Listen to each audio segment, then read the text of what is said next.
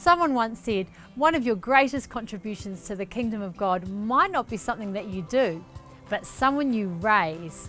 Being given a child to raise is one of the most significant things God will call you to do while here on earth.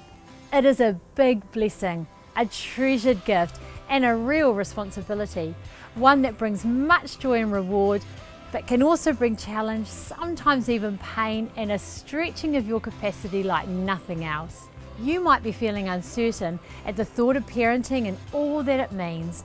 And if you're not, there's a good chance you will feel this way at various points along your parenting journey. But I believe that God is in the business of using ordinary people to live a life full of purpose.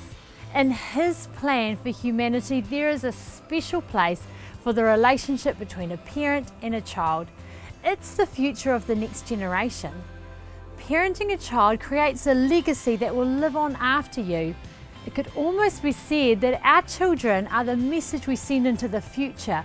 Pretty heavy stuff. But God doesn't require you to do it on your own or from your own strength.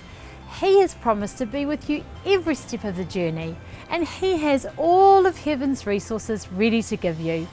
This child is not a random life. They are created, designed, knit together by God Himself and gifted to you to raise. Children are not really ours, they're simply on loan. Remember, we are really raising children to become adults. So what kind of adult do I want my child to be? This is a great question to keep in mind. You can then make informed decisions as you pick your battles, prioritise your time, and make decisions around what is and what is not important. As we begin to look at building a relationship between you and your child, you may be hoping to hear about how to implement sleep routines, how wet a nappy should be before it needs changing, and maybe even when is the ultimate time to begin pureeing pumpkin. But when it comes to the practical care of your baby, the list will go on and on and on. The thing is that together as a couple, you will make these decisions as you go. Some will be right, and sometimes you'll learn by your mistakes. Sam and I did some really laughable things when our son was a new baby. One time when he was around 6 months old, we went for a trip to Australia. And his nighttime routine at that point included a bath.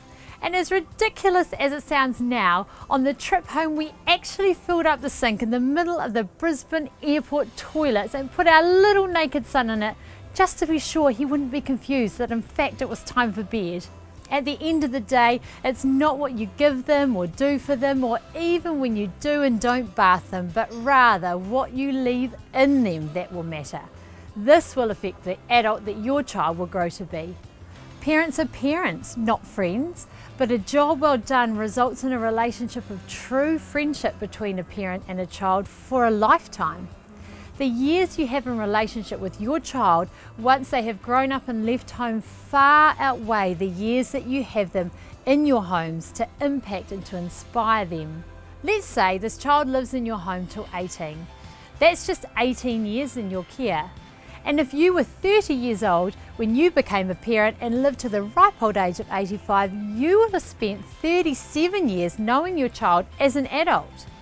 Pursuing and building relationship with your children within these first few years will largely shape the relationship you will experience with them for the rest of your days. They still have free will, of course, but your investment counts. Time is always moving. We know we can't make it move faster or slower. We can't turn back the clock. When it comes to the growth of children, it happens faster than we may think. There are moments when you certainly wish time would move faster, and there are those precious moments when you simply wish time could stand still. But the phase that they're in at any given moment won't be around forever.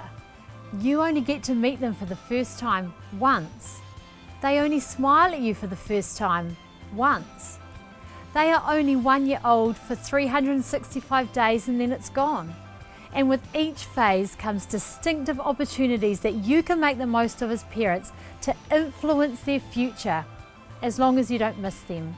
In this session, we will explore time, words, love and discipleship, and how through these you can build a healthy relationship with your child.